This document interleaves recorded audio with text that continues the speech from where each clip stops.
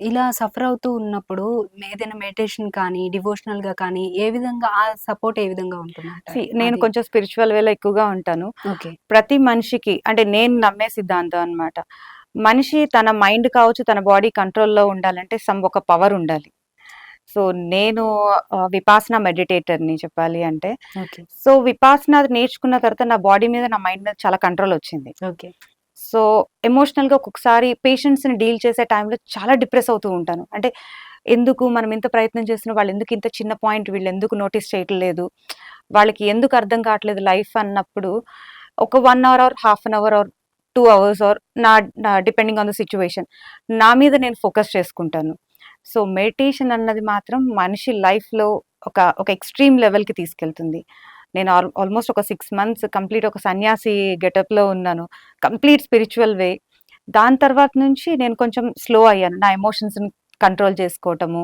ఒక్కొక్కసారి పేషెంట్ మీద కొంచెం అరిచేసేదాన్ని నేను. అంటే ఆ పెయిన్‌తో వచ్చే బాధ. హ్మ్. సో, తర్వాత నుంచి మళ్ళీ కూల్ అయిపోయి లేదు ఎక్స్‌ప్లెయిన్ చేయటము. సో, దాని తర్వాత లేదంటే వదిలేస్తాను.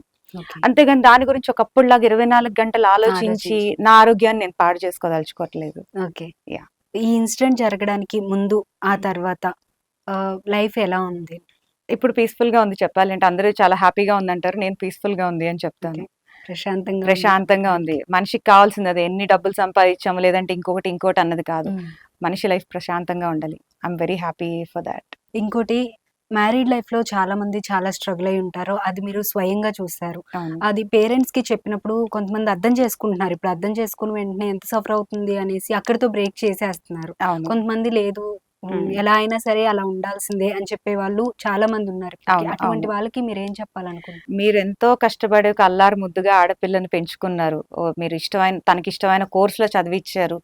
కానీ పెళ్లి అనేసరికి ఎందుకు ఇప్పటికీ కూడా కొన్ని ప్లేసెస్‌లో కొన్ని ఫ్యామిలీస్‌లో ఉన్నారు. పెళ్లనేసరికి మొండితనంగా చేసేసి, ఆ అమ్మాయి బాధ్యత వదిలించేసుకుందాం అన్న వాళ్ళు ఎక్కువగా ఉన్నారు. సరే, ఆ హ్యాపీనెస్ ఏదైతే ఉంటదో, లేదా మీరు ఆడపిల్లకి పెళ్లి చేయాలి అని అనుకున్న హ్యాపీనెస్ ఏదైతే ఉంటదో, అదొక నెల రోజులు ఉంటదా? తర్వాత ఆ అమ్మాయి లైఫ్ టైమ్ సఫర్ అవ్వాలి. మీ స్వార్థం కోసం. బట్ అది మనం ఇచ్చే హ్యాపీనెస్ ఆ అమ్మాయికి ఎంతవరకు యూజ్ అవుతుంది ఏంటన్నది పేరెంట్స్ ఆలోచించాలి. అలాగే అబ్బాయి బ్యాక్‌గ్రౌండ్ చెకప్ చేయాలి. అసలు ఏంటి ఆ అబ్బాయి నిజమేనా? అబద్ధమా? ఏంటి? మన అమ్మాయి ఎంత సఫర్ అవుతుంది? లేదు పెళ్ళై ఎళ్ళిన తర్వాత కొన్ని రోజుల తర్వాత ఆ అమ్మాయికి పాపో, బాబో పుడితే ఈ లైఫ్ ఒక్కటే కాకుండా ఫ్యూచర్ జనరేషన్‌ని కూడా స్పాయిల్ చేస్తున్నారు. అది పేరెంట్స్ అన్నది చాలా చాలా ఇంపార్టెంట్. మనం తీసుకునే నిర్ణయం ఎంతమంది జీవితాల మీద ఇంపాక్ట్ అవుతుంది ఏంటన్నది.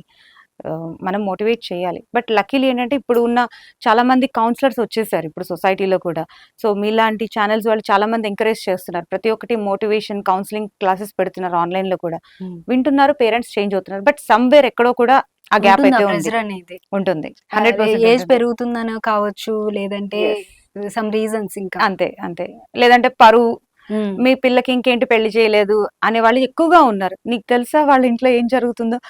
ఎవరైతే ఆడపిల్లని ఇంట్లో అయితే కూర్చోబెట్టుకోరు. అవును. ఏదైతే వచ్చేసా అని పెళ్లయితే చేసేయలేరు కదా! అవును. అలా ఆలోచించే వాళ్ళు కూడా ఉన్నారు సొసైటీలో.